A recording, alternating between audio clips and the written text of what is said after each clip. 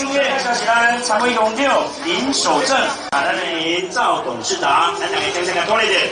首开始。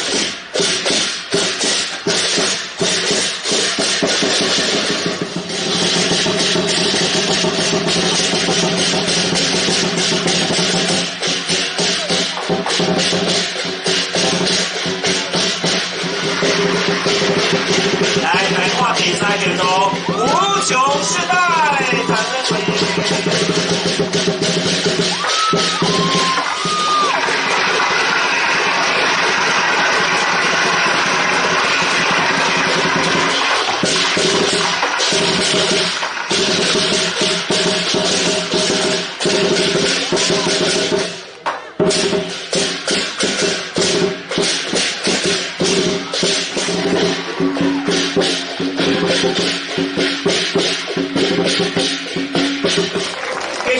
介绍咱的经贸委员洪坤君洪委员，那个欢迎你啊！委员好。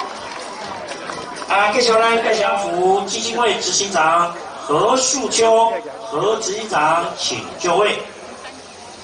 接下来我们第二排总共有11位，是采用落成剪彩典礼，典礼开始，5、4、3、2、1。 剪彩，掌声鼓励！鸣炮！新馆启用成功，也祝大家身体健康，万事如意。咱家福中心会馆成立的日子，那当透到即马拢总有3年的时间，透过咱社会各界力量，总募集了我们9000多万，成就了这栋家福。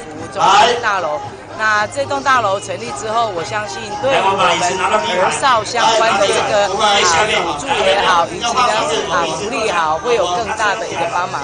那伫遮爱来感谢咱社会各界大家对咱家福中心的这个疼痛出钱搁出力，嘛祝福大家来出愈多，开愈多，继续爱到千千万万倍。相信呢，随着咱家福照顾的小朋友会更加用心、认真读书。 做人好啊，来做事业、做生意，来回馈到咱的这个地域。那再次的谢谢我们家福、我们董事长、我们主任及所有社工人们的用心。那期许在这边能够帮助更多我们孩子们，让他们都能够有更快乐的一个生活环境，让他们以后也都能够成国家的主人公。我非常高兴，我们园林馆。 在今天落成，已经盖了差不多3年多，为我们园林地区的小朋友来服务。